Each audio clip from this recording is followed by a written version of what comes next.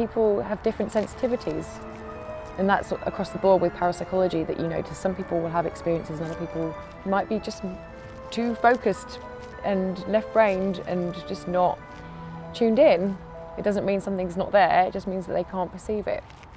But people's experiences, you know, you have to respect them, because even if you can explain, you know, even if someone has an experience no one else does, that doesn't mean that the experience is not personally meaningful to them.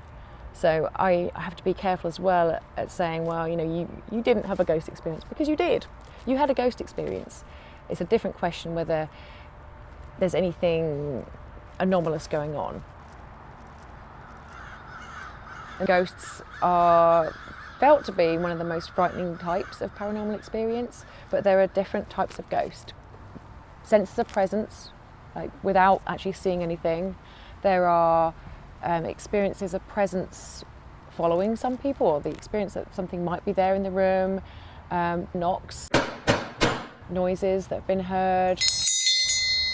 Something like a place memory, a film, that's what it looks like anyway, that's playing in a particular place.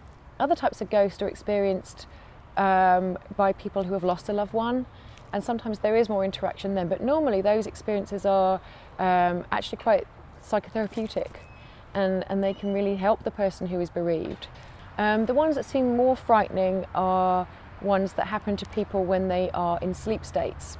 So sleep paralysis type ghosts. Those are very frightening.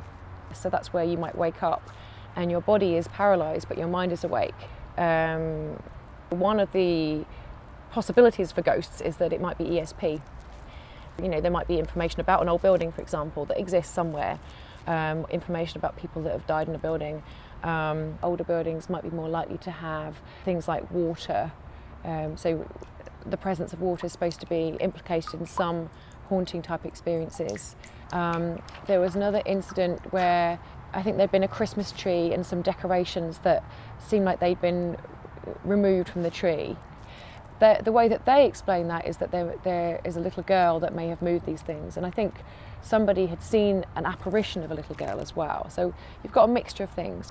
As a researcher, I try to be as open-minded and sceptical as possible, because true skepticism is actually, you know, being genuinely open-minded, kind of keeping in mind that there may well be a genuine paranormal explanation as well as all the normal explanations, and areas where both are possible, because I think sometimes things are a bit more complicated than, oh, do ghosts exist versus do they not exist. I think, you know, psychology and being open to all explanations is the best way forward, really.